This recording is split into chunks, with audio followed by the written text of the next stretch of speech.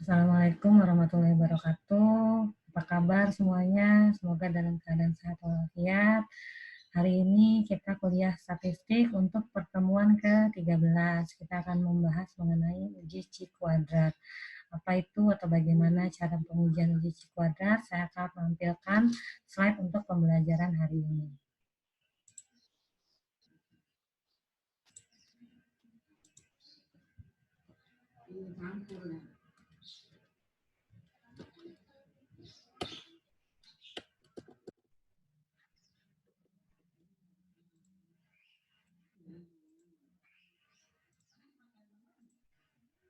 Ya, uji C kuadrat ini adalah bagian dari statistika non-parametrik. Jadi nanti untuk pertemuan ke-14 kita akan membahas lagi lebih dalam mengenai statistika non-parametrik. Tapi untuk materi pertemuan ke-13 ini saya akan menjelaskan mengenai uji C kuadrat.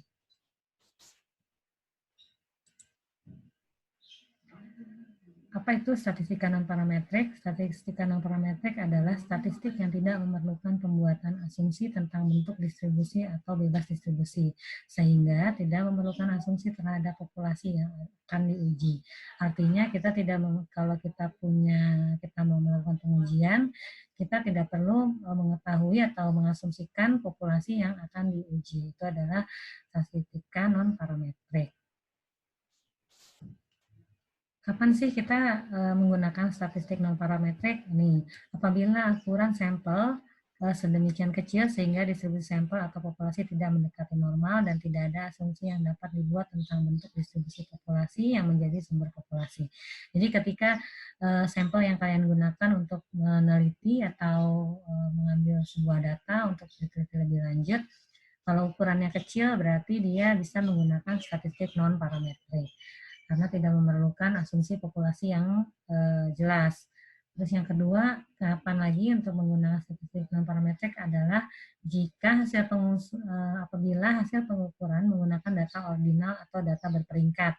Data ordinal hanya menyatakan lebih baik, lebih buruk, sedang, atau bentuk ukuran lainnya. Data ini sama sekali tidak menyatakan ukuran perbedaan. Jadi ketika kalian menggunakan penelitian atau seperti contohnya responden dalam penelitian SDM atau yang lainnya yang membentuk data ordinal seperti peringkat 1, 2, 3, 4, 5 itu juga bisa menggunakan statistik non-parametrik. Kemudian apabila hasil pengukuran menggunakan data nominal hanya merupakan kode dan tidak mempunyai implikasi atau konsekuensi apa-apa. Jenis kelamin diberikan kode laki-laki, perempuan diberikan kode yang lain, misalkan laki-laki 1, jenis kodenya perempuan 2, nah itu bisa kita gunakan statistik non-parametrik. Jadi ada 3 ya, tadi kalau menggunakan statistik non-parametrik ketika sampel yang kita uji kecil, terus ketika data yang kita gunakan adalah data ordinal, dan juga yang ketiga adalah jika pengukuran menggunakan data nominal, seperti contohnya pengkodean pada jenis kelamin. Tuh, jadi kapan kita menggunakan statistik non-parametrik, contohnya adalah ketika 3 hal itu adalah merupakan sampel yang akan kita gunakan. Kemudian ini adalah rumus untuk C kuadrat. Rumusnya adalah C kuadrat itu sama dengan X kuadrat ya, atau kuadrat kecil, kalau sebelumnya juga pernah belajar. X kuadrat adalah lambang untuk nilai C kuadrat, F0 adalah frekuensi yang diperoleh, Fe adalah frekuensi yang diharapkan, dan rumusnya adalah jumlah F0 dikurang Fe per Fe. Nanti kita langsung ke contoh soal. Ya, rumusnya ini mudah ya, jadi rumusnya ini udah ada, nanti tinggal dimasukin ke dalam rumus saat kita mau menghitung uji statistik non-parametrik. Ini adalah gambar grafik C kuadrat tidak tunggal atau berkelompok atau berkeluarga. Ini kalian bisa lihat di tabelnya C kuadrat, itu ada jika probabilitas 0,5, 1, 0,05-nya 5% ya, 1% sampai ke atas, itu nanti nilai DF-nya nih ada digambarkan di sini. DF-nya yang derajat bebasnya ini, derajat bebas 3 sama dengan 3, DF sama dengan 3 ini yang gambar garisnya merah. Ini yang DF sama dengan 5, gambar garisnya pink. Ini DF sama dengan 10, gambar garisnya yang hitam. Ini ada keterangannya ya. Ini cuma kurva atau grafik yang menunjukkan nilai C kuadrat dan juga probabilitas. Ini nilai C kuadratnya, ini probabilitasnya atau signifikansinya. Oke, lanjut aja. Nah, ini ada contoh uji keselarasan dengan frekuensi harapan yang sama. Ini ada hasil perdagangan saham pada minggu pertama tahun 2004 adalah sebagai berikut. Ini kita punya data untuk perusahaan dan juga persentase harga saham selama tahun 2004. Datanya adalah seperti ini. Kemudian ini kita mau melakukan uji keselarasan dengan frekuensi harapan yang sama. Ini frekuensi harapan sama berarti ya.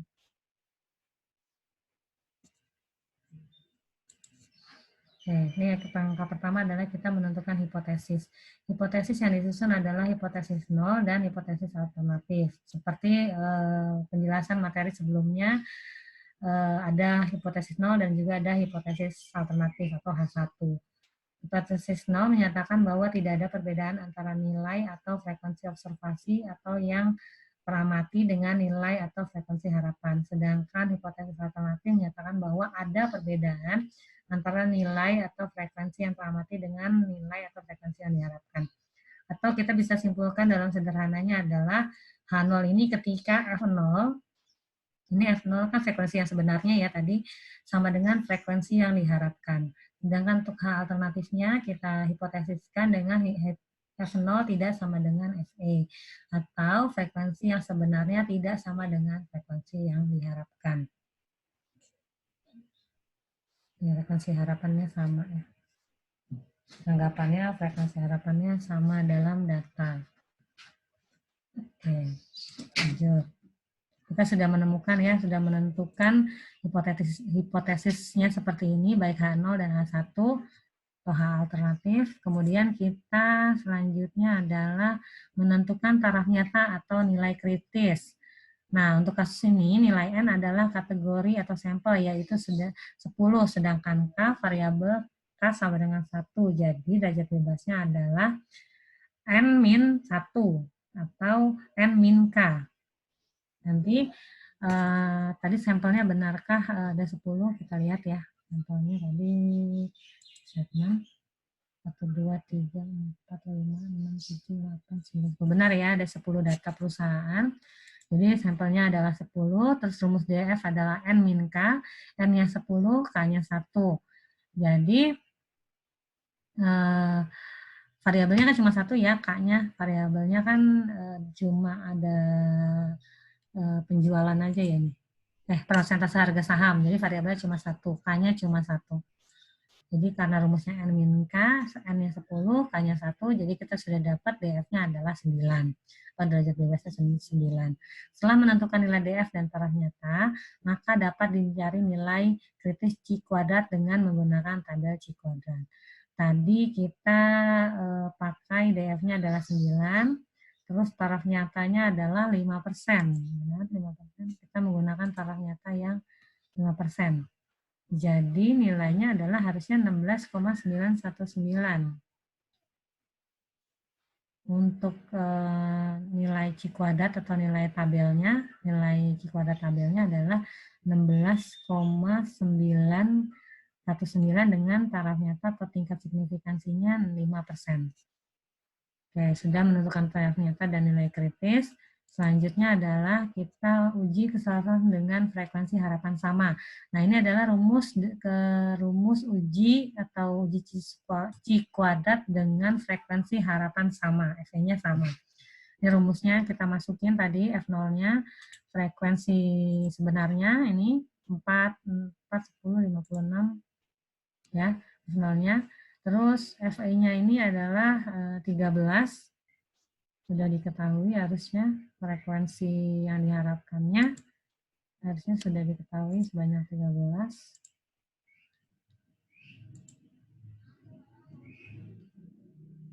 Oke, ini sudah diketahui ya FE-nya ya. FE-nya 13. Sama semua nih frekuensi harapan samanya. Frekuensi harapannya sama. Jadi FE-nya semua sama, ini 13. Terus kita masukkan ke dalam rumus ini biar gampang untuk memudahkan, kita masukkan ke dalam tabel. Sudah dapat, ini rumusnya hasilnya adalah 219,5. Jadi untuk uji C kuadratnya untuk menggunakan rumus adalah hasilnya 219,5. Nanti kita bandingkan antara C kuadrat tabel dengan C kuadrat yang telah dihitung menggunakan rumus. Kita lihat di sini, ini yang keempat adalah menentukan daerah keputusan. Tadi X hitung ya, C kuadrat hitung, atau X kuadrat hitung. Jadi tadi cek X kuadrat tabelnya kita tentukan dengan tabel C kuadrat, dengan melihat nilai DF dan melihat nilai N min K. Itu tadi sudah ketemu nilai C tabelnya, sekarang C hitungnya, atau X kuadrat hitungnya. Tadi hasilnya adalah 219,5. 219,5 ada di mana? X kuadrat kritisnya adalah 16,919. 16,919. Nih, ini adalah 16,919. Tadi kan kalau 0,05% dia adanya di sini, tingkat signifikansi 0,05% adanya di sebelah kanan ujung. Ini adalah daerah yang ditolak. Ini adalah daerah yang diterima. Yang diterima HO tadi yang menurut tabel atau C tabelnya adalah 16,919, sedangkan C hitungnya adalah 219,5. Jadi adanya di sini, daerah ini. Oke. Terus berarti dia ada di daerah tolak HO. HO itu tadi ketika F0 sama dengan FE. Kita lihat lagi ke hipotesa nih. HO adalah F0 sama dengan FE. Berarti kalau HO-nya ditolak, berarti H1-nya diterima, yang artinya F0 tidak sama dengan F0 tidak sama dengan FE. Oke. Lalu kemudian ketika sudah membuat kurva untuk menentukan daerah keputusan, kita tentukan keputusannya. Langkah kelima adalah menentukan keputusan. Tadi berdasarkan aturan pada langkah keempat diketahui nilai C kuadrat hitung adalah 219,5. Ini yang tadi dihitung pakai rumus ya. Terus C kuadrat kritis adalah 16,919. Ini adalah yang dihitung menggunakan tabel. Berarti nilai C kuadrat hitung lebih besar daripada C kuadrat kritis. Dengan demikian, H0 ditolak dan H1 diterima. Jadi, kesimpulannya adalah ketika H0 ditolak dan H1 diterima, pernyataan yang benar adalah nilai F0 tidak sama dengan FE, atau nilai frekuensi sebenarnya tidak sama dengan frekuensi yang diharapkan. Jadi terdapat cukup bukti untuk menolak HO sehingga antara kenyataan yang terjadi dengan harapan dari analisis adalah tidak sama. Bisa dilihat dari sini, ketika C kuadrat itu lebih besar daripada C kuadrat kritis, maka HO ditolak dan H1 diterima. Tapi bisa juga dilihat dalam sini. Dia kan X hitungnya ada di sini nih. Berarti ini juga sama, dia adanya di daerah penolakan HO. Berarti penolakan HO, HO-nya ditolak, H1 diterima, yang artinya adalah tidak terjadi kesamaan atau nilai F0 tidak sama dengan FE. Frekuensi yang diharapkan tidak sama dengan frekuensi yang sebenarnya. Udah, jadi untuk uji C kuadrat sudah selesai sampai dengan menentukan keputusan. Kemudian ini adalah langkah-langkah untuk uji normalitas. Tadi membuat distribusi frekuensi sebagaimana yang setelah dijelaskan sebelumnya. Terus ini udah ya, kemarin normalitas udah ada. Terus cara-caranya untuk menentukan uji normalitas distribusi frekuensi itu kalau nggak salah di pertemuan awal-awal kita sudah diminta buat distribusi frekuensi yang ada tabel ya, misalkan antara nilai 10 sampai 20 ada berapa banyak. Nah, itu adalah distribusi frekuensi yang dulu pernah dijelaskan sebelumnya. Kemudian yang kedua adalah ini langkah-langkah untuk menentukan uji normalitas ya. Yang kedua adalah menentukan nilai rata-rata hitung atau mu dan standar deviasi. Ini juga sudah dijelaskan rumusnya apa untuk menentukan standar deviasi dan nilai mu.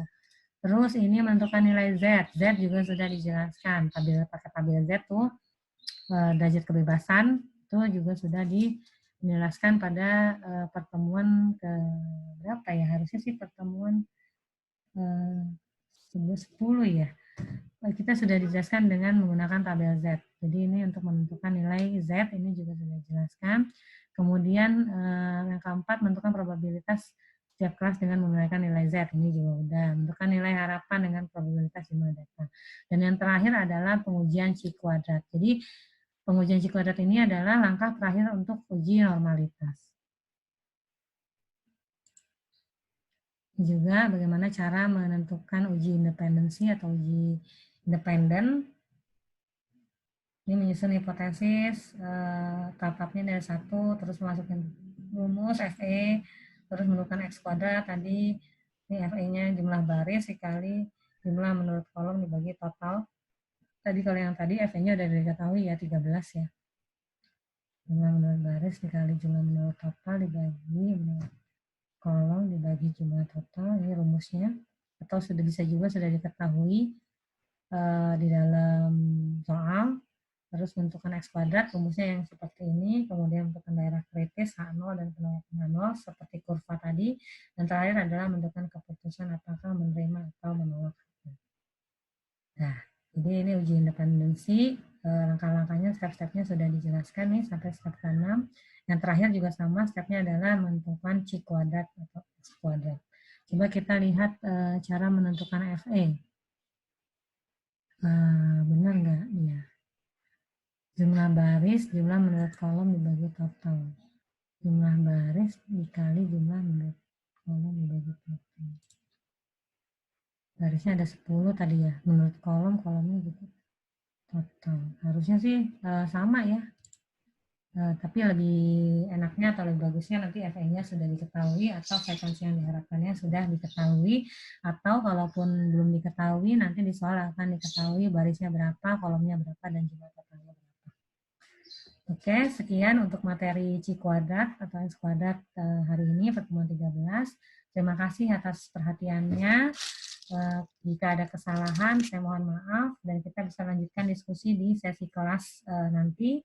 Boleh tanya seputar materi ini. Sekali lagi terima kasih atas perhatiannya. Wassalamualaikum warahmatullahi wabarakatuh.